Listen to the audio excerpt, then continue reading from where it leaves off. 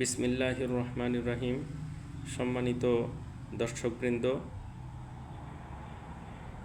সবাইকে জানাই আমার আন্তরিক সালাম। আসসালামু আলাইকুম ওয়া রাহমাতুল্লাহি ওয়া বারাকাতুহু। নির্বাচন নির্বাচন নির্বাচন 2024 সনের আগস্ট মাসে অর্জিত হলো আমাদের এই নতুন স্বাধীনতা। এই স্বাধীনতা পাওয়া বাংলাদেশের জনগণ সবার মুখে একই সুর, কবে হবে নির্বাচন। নির্বাচন ও ভোট শব্দটি শুনতে এবং বলতে সহজ হলেও এর তাৎপর্য অনেক। অন্তর্বর্তীকালীন সরকারের প্রধান উপদেষ্টা সহ আরও যারা বিভিন্ন মন্ত্রণালয়ের উপদেষ্টা মহোদয় আছেন, তাদের দৃষ্টি আকর্ষণ করছি, নির্বাচন দেওয়ার আগে অবশ্যই নির্বাচনের সুষ্ঠু পরিবেশ তৈরি করতে হবে। ইউপি নির্বাচন থেকে শুরু করে জাতীয় নির্বাচন পর্যন্ত যতগুলো নির্বাচন অনুষ্ঠিত হয়, প্রতিটি নির্বাচনে দেখা যায় প্রার্থীরা কালো টাকার ছড়াছড়ি করেন এবং ভোটারদের মাঝে এই কালো টাকা নিয়ে যান এবং ভোটাররাও প্রার্থীদের যোগ্যতা যাচাই না করে টাকার বিনিময়ে অযোগ্য প্রার্থীদের নির্বাচন করেন। আবার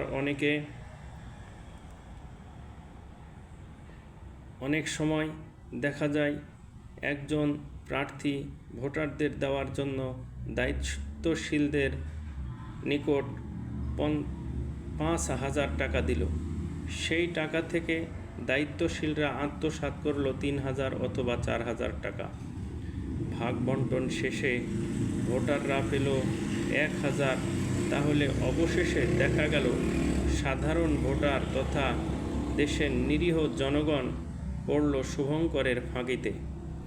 একটি বাস্তব চিত্র চোখের সামনে ভেসে উঠল, তা না বলে পারছি না। সেই সময় আমি আমাদের ইউনিয়ন পরিষদের জন্ম নিবন্ধনের কাজে নিয়োজিত ছিলাম। সপ্তাহে 2 দিন স্থানীয় বিচারের দিন নির্ধারণ করা ছিল। এই 2 দিন পরিষদের পক্ষ থেকে মধ্যাহ্নভোজের আয়োজন করা হতো। আর এই মধ্যাহ্নভোজের খাবারের তালিকায় নিয়মিত ভাত আলু ভর্তা, ভাত ডাল ভর্তা, ভাত আলুর মুড়ি ঘন্ট এইসবই থাকতো।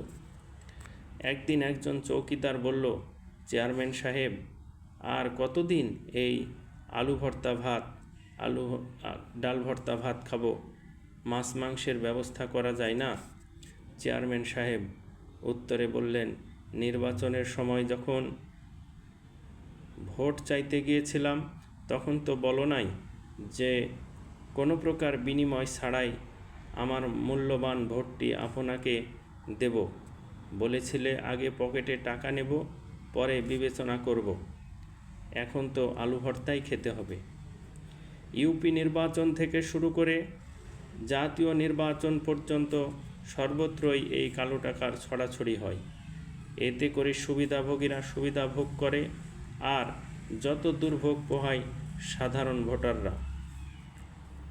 এবং নির্বাচনের পরবর্তীকালে সময়েও এই সুবিধাভোগীরা বিভিন্নভাবে টাকা পয়সা আত্মসাৎ করে আর আমাদের নিরীহ জনগণ তারা শুভঙ্করের ফাঁকিতেই পড়ে থাকে। আমরা নতুন স্বাধীনতা অর্জন যেহেতু করেছি, এই স্বাধীনতাকে ধরে রাখতে হলে আমাদেরকে অবশ্যই এই ভয়াবহ নোংরা অবস্থান থেকে বেরিয়ে আসতে হবে। না হলে কোনো স্বপ্নই বাস্তবে রূপ নেবে না। আমরা সবাই নতুন বাংলাদেশ গড়ার স্বপ্ন যদি বুকে ধারণ করতে চাই, তাহলে অবশ্যই সবাইকে মনে মনে ওয়াদাবদ্ধ হতে হবে যে আমরা নির্বাচনে কারো টাকা খাবো না, কোনো লোভ করব না, সৎ ও যোগ্য লোক নির্বাচন করব এবং আমাদের অধিকার আদায় করে নেব। তাহলে আমাদের দেশ সুখ ও সমৃদ্ধশালী হয়ে উঠবে এবং যেই তরুণ প্রাণগুলো ঝরে গেছে এই স্বাধীনতা অর্জন করতে গিয়ে, তাদের এই মহান ত্যাগের সার্থকতা আসবে। সবার প্রতি এই উদারত আহ্বান জানিয়ে আমার সংক্ষিপ্ত কথা শেষ করছি। আল্লাহ হাফেজ। তবে যারা যেখান থেকে আমার এই ভিডিও দেখছেন, সবার প্রতি আমার আকুল আবেদন, আপনারা এই চ্যানেলটি সাবস্ক্রাইব করবেন এবং এই ভিডিওগুলো বেশি বেশি শেয়ার করবেন, যাতে দেশের আনাচে কানাচে আপামর জনতা সবাই শুনতে পায় এবং দেখতে পায়। এবং আমার জন্য দোয়া করবেন, আমি যেন ভালো ভালো ভিডিও তৈরি করতে পারি এবং দেশ ও জাতির কল্যাণে নিজেকে উৎসর্গ করতে পারি। আমিন সুম্মা আমিন।